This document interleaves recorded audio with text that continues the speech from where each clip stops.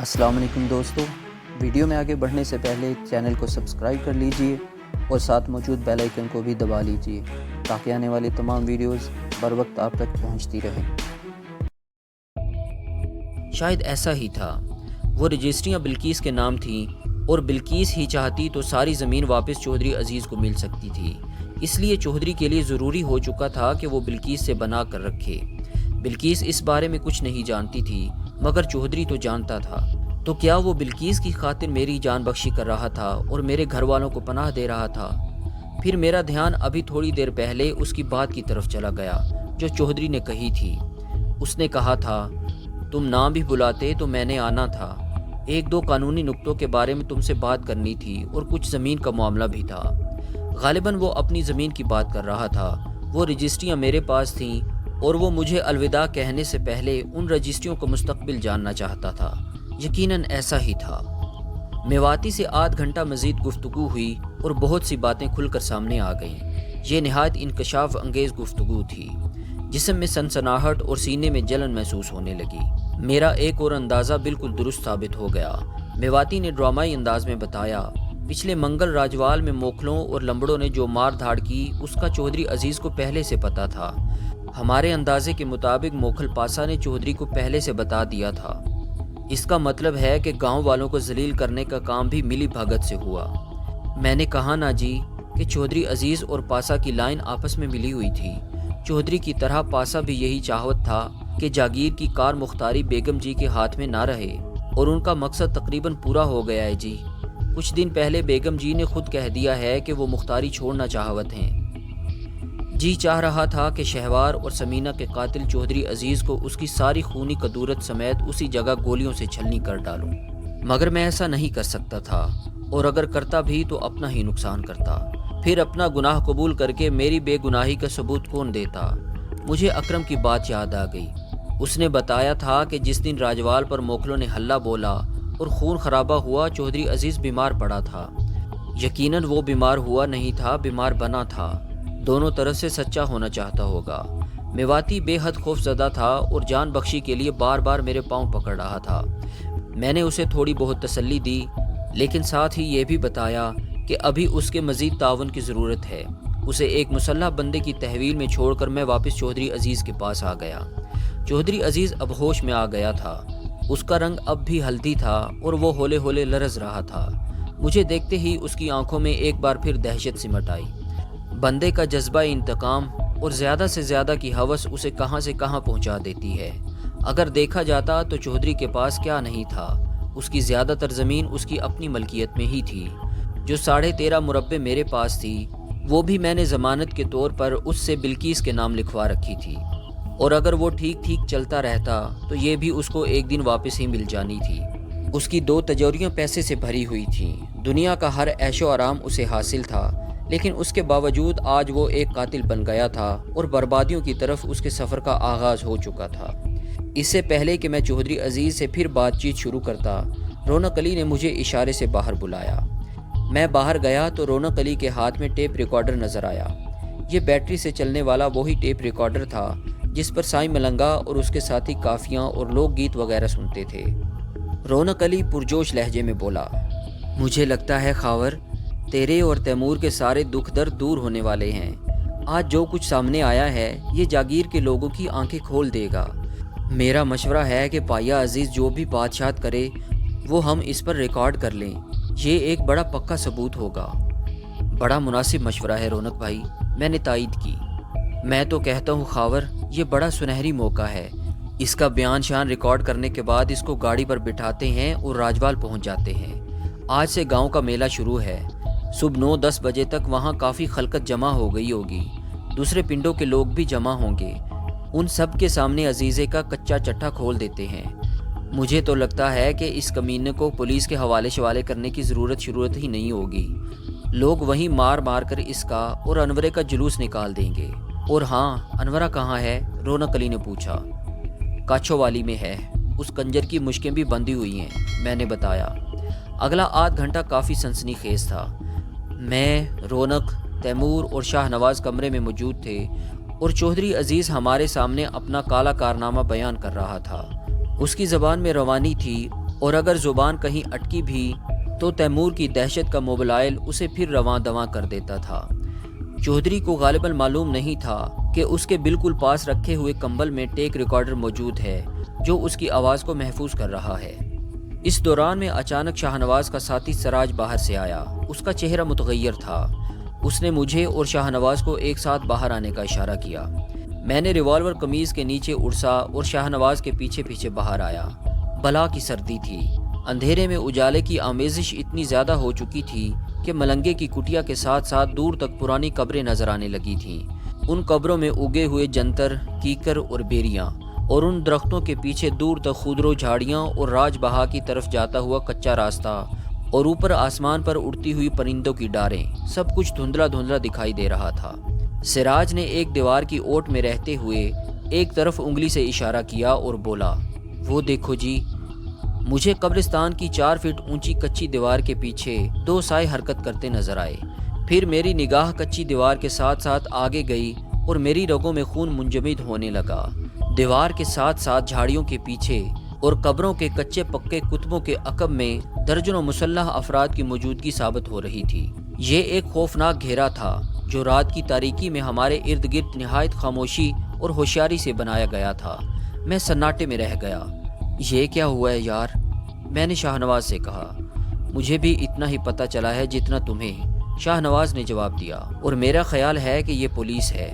مجھے لگا کہ حالات ایک دم پھر پلٹا کھا گئے ہیں۔ یہ کیسی صبح طلوع ہوئی تھی جس نے روشنی کی ہر کرن کو گہرے اندھیرے میں بدل دیا تھا۔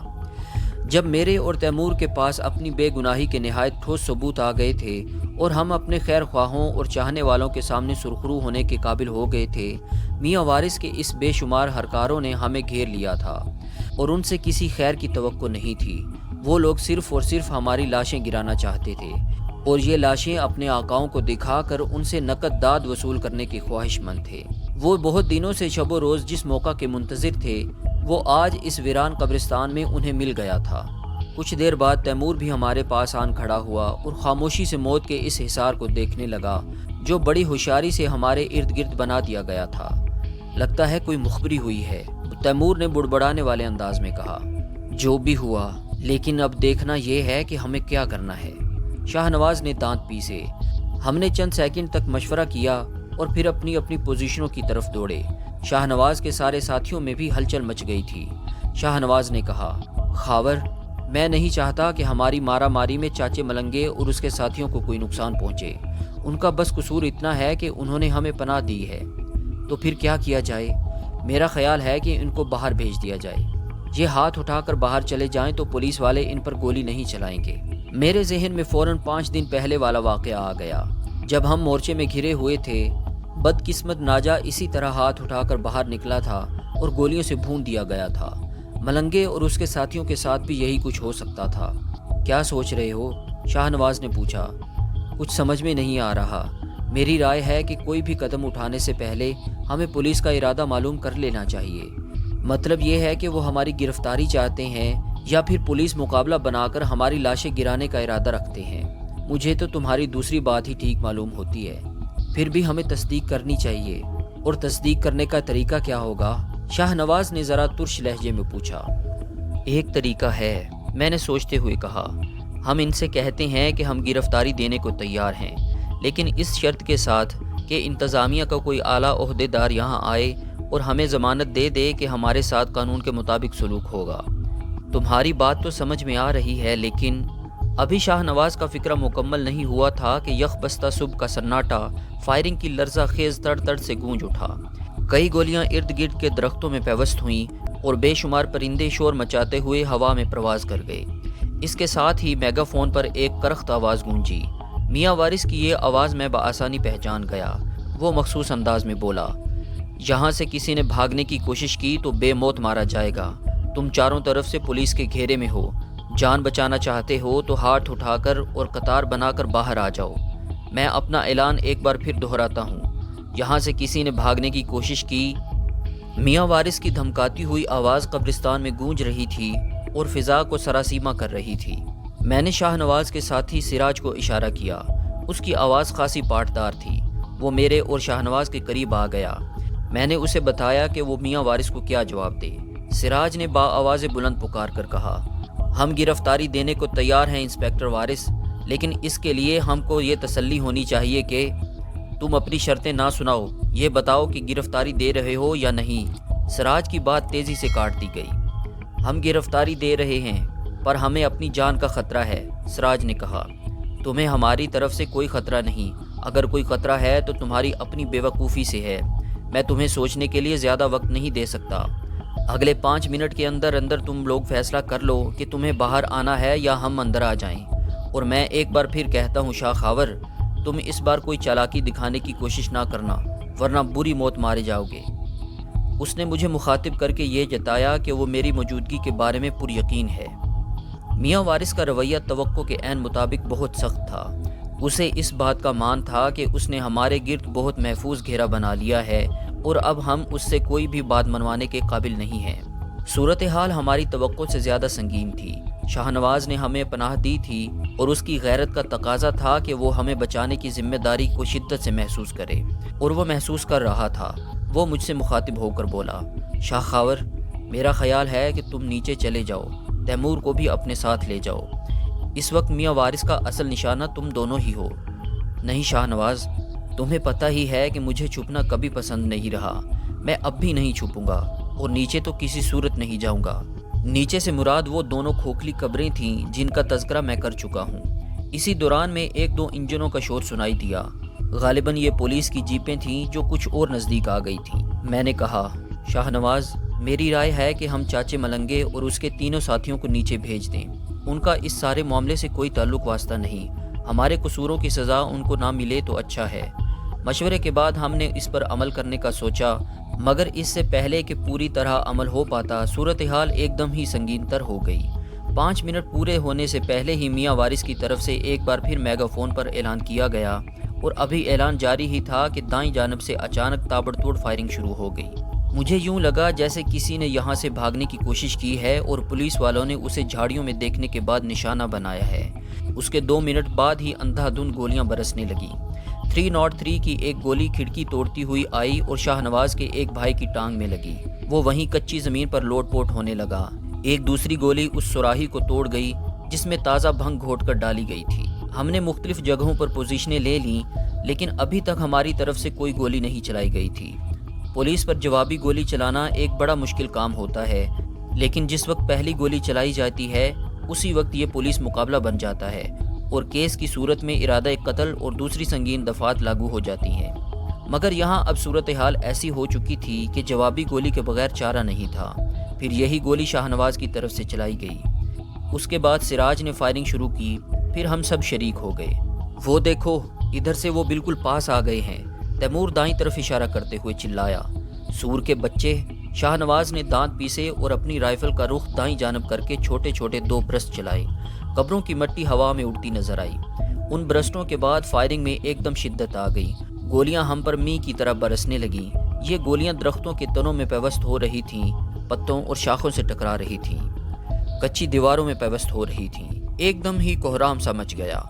मैं अपनी 7mm राइफल से सिंगल शॉट फायर कर रहा था। तैमूर मेरे कंधे से कंधा मिलाए बैठा था। उसके हाथ में माउजर था। अचानक एक गोली आई और तैमूर के सर पर से होती हुई पीछे खड़े सिराज के चेहरे पर लगी। वो राइफल के मैगजीन में गोलियां भर रहा था। पुश्त के बल गिरा और गिरने के फौरन बाद ही ठंडा हो गया। मैंने उसकी पथराई हुई आंखों की झलक देखी और उसकी पेशानी का स्याही माइल सुराख देखा। शाहनवाज ने भी यकीनन यह मंजर देखा था। उसके चेहरे पर सुर्ख शोलों की लपक दिखाई दी। मार दिया हरामजादो, मार दिया, वो अजीब आहंग में धाड़ा। इसके साथ ही वो राइफल सौंध कर अंधाधुंध गोलियां चलाने लगा। पूरे कमरे में गोलियों के गर्म खोल बिखर गए। मुझे लगा कि वो इसी तरह फायरिंग करता हुआ बरामदे में निकल जाएगा। मैंने उसे कमर से पकड़ लिया। नहीं शाहनवाज, ये ठीक नहीं। वो छुड़ाने के लिए जोर लगाने लगा। मैंने तैमूर से मिलकर उसे बमुश्किल नीचे बिठाया। दूसरे कमरे से शाहनवाज के साथी फेरोज ने पुकार कर कहा, सिराज साहब, ये लोग मज़ार की तरफ से आगे आ रहे हैं, आप बिल्कुल दाईं तरफ रहें। फेरोज नामी ये बंदा नहीं जानता था कि सिराज सुनने और समझने की हद से गुजर चुका है। गोली उसकी ऐन पेशानी पर लगी है और उसने इस किस्म की कोई गुंजाइश नहीं छोड़ी। सिराज की बजाय फेरोज को मैंने जवाब दिया, ठीक है फेरोज, मैंने देख लिया है, हम उनको रोकते हैं, तुम अपनी साइड पर ध्यान रखो। ابھی ان پر سیدھا فائر نہ کرو، لیکن ان کو پاس بھی نہ آنے دو۔ دوستو آج تک کے لیے اتنا ہی، ملتے ہیں اگلی قسط میں، تب تک کے لیے اپنا خیال رکھیے، اللہ حافظ۔